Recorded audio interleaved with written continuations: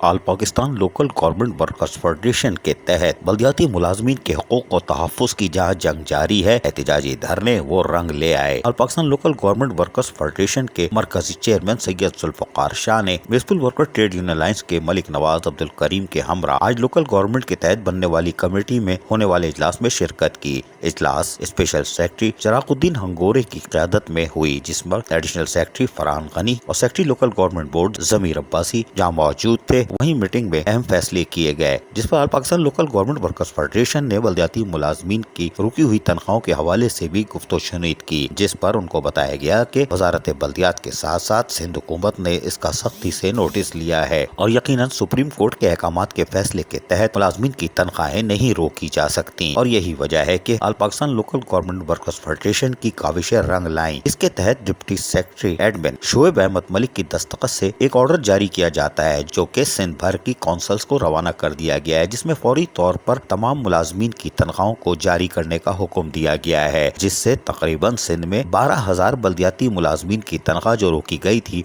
वो खोल दी गई है और फौरी तौर पर इनकी तनख्वाहों की अदायगी भी की जाएगी। इस ऑर्डर के तहत यकीनन बल्दियाती मुलाजमीन में खुशी की लहर दौड़ गई, क्योंकि अंदरून सिंध तो मुलाजमीन कई साल से तनख्वाहों से महरूम थे और ठेकेदारों को अदायगी की जा रही थी। जबकि Pakistan local government workers federation के तहत होने वाली इस अहम इजलास में, जो कि लोकल गवर्नमेंट के अफसरान के हमरा हुआ, उसमें एक चीज और तय कर ली गई है कि हुकूमत सिंध की तरफ से स्क्रूटनी का अमल जारी रहेगा, जिसके तहत 2010 से 2020 तक भर्ती किए गए मुलाजमीन की स्क्रूटनी तो की जाएगी। ये तलवार लटकी रहेगी, इतनी आसानी से नहीं हटेगी, इसलिए कि सिंध हुकूमत ने वाज़ेह तौर पर अहकामात जारी किए थे कि तकर्रुरियों पर पाबंदी है, भर्तियां भी नहीं की जा सकती, जिस पर हम वाज़ेह तौर पर बताते चले आ रहे हैं कि बल्दिया कोरेंगी में सिंध हुकूमत के वाज़ेह अहकामात के चंद हफ्ते के बाद ही भर्तियां की गयी। दिलचस्प बात यह है कि ये भर्तियां 2012 में डाल दी गयी, ताहम साबिक चेयरमैन यानी मुंतखब नुमाइंदों ने बारीक काम लगाया और उन्होंने अपने मखसूस लोगों को, जो करीब फैमिली के थे या अपने माविन खुसूसी यानी मुशीर कोऑर्डिनेटर इंग्लिश में, उनकी तरफ से होने वाली भर्तियों को 2009 में जाहिर किया गया था। जबकि हैरान कौन तौर पर साबिक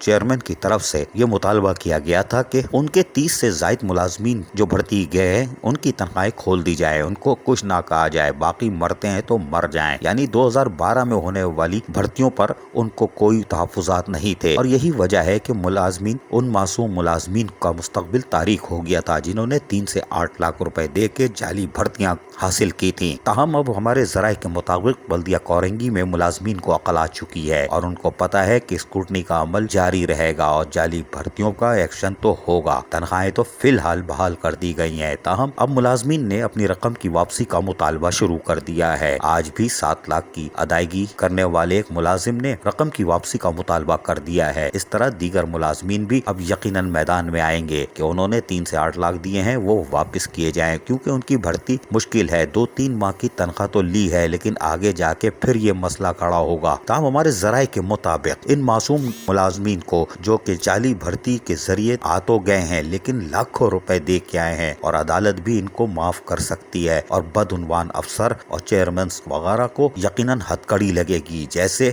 सखर में तुफैल सोमरो और वकार अहमद को लगी थी जाली भर्तियों पर। और वो दिन जरूर आएगा, इसलिए कि सिंध हुकूमत स्क्रूटनी का अमल जारी रखने का अज़म कर चुकी है और all Pakistan local government workers federation के इजलास में ये बात तय हो चुकी है कि 2010 से 2020 के दरमियान होने वाली स्क्रूटनी की इंक्वायरी कमेटी हर डीएमसीज में जाकर इंक्वायरी करेगी, ना कि इनको बुलाया जाएगा। इंक्वायरी कमेटी में स्पेशल लोकल गवर्नमेंट के साथ साथ ऑडिट फंड और यूनियन का नुमाइंदा भी होगा और जाली भर्तियों को जहां बेनकाब किया जाएगा, वहीं उस बदउनवान अफसरान को और जो मुंतखब नुमाइंदा मुलव्विस हुआ उसके खिलाफ भी बाकायदा कार्रवाई अमल में लाई जाएगी, जैसे सखर में तुफैल सोमरो और वकार अहमद के खिलाफ हुई थी। यकीनन इसी का तो इंतजार है। इन मासूम नौजवानों का क्या कसूर जो लाखों रुपए दे के आए। नौजवानों को चाहिए अपनी रकम वापस ले लें, क्योंकि आज नहीं तो 3-4 महीने बाद ये तलवार फिर लटकेगी। अजीज आरिफ, KBS बल्दियाती न्यूज़, कराची।